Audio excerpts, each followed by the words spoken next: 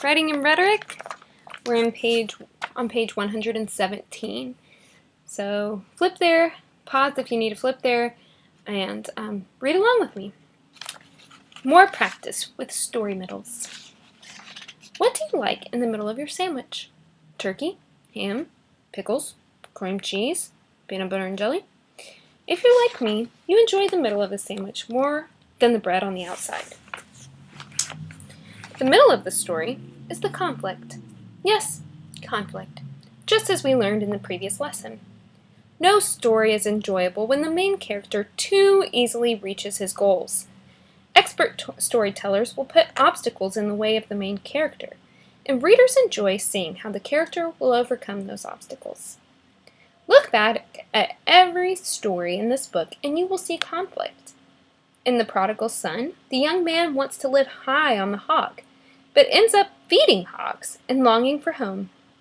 In Athena Defeats Poseidon, Athena must struggle with the god of the sea to win the naming contest for the city.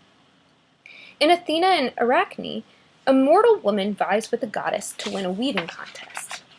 In The Brave 300, the Spartans fight a much more numerous foe, and so on. We are going to look at several story beginnings and endings. It will be your job to supply the middles. Use dialogue, that's when characters are speaking to each other, description, and conflict to make a lively middle for your reader to enjoy. The middle should make sense, both with the beginning and with the end.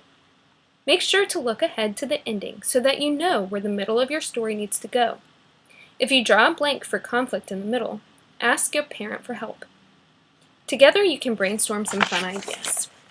So let's start by reading the Johnny Cake. The Johnny Cake. Adapted from the English Tale by Joseph Jacobs. Note, a Johnny Cake is a fried cornmeal pancake. Once upon a time, there was an old man and an old woman and a little boy. One morning, the old woman made a Johnny Cake and put it in the oven to bake. You watch the Johnny Cake while your father and I go out to work in the garden, the old woman told the boy.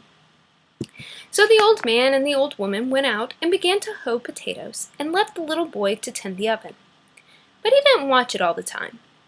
All of a sudden, he heard a noise, and he looked up, and the oven door popped open. Out of the oven jumped Johnny Cake, and he went rolling along, end over end, toward the open door of the house. The little boy ran to shut the door, but Johnny Cake was too quick for him.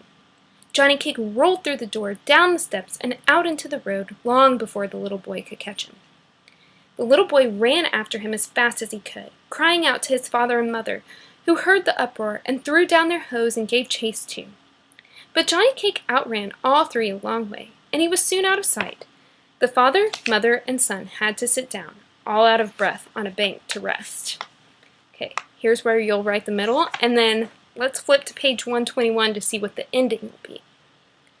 And the story continues. And the fox snapped up the Johnny Cake in his sharp teeth and gulped him down. This story reminds me of a Russian fairy tale called Kolobok, and I've put the link on your lesson plan. It's worth a good watch. So Kolobok is like a little roll. It's not quite like this Johnny Cake that's like a pancake, but it's like a roll of dough, and it is pretty similar. It's really catchy and funny though, so you should watch it. Kolobok. Yeah, so have fun writing your middle. I'm sure you'll come up with all sorts of creative things that I can't wait, hopefully, to read.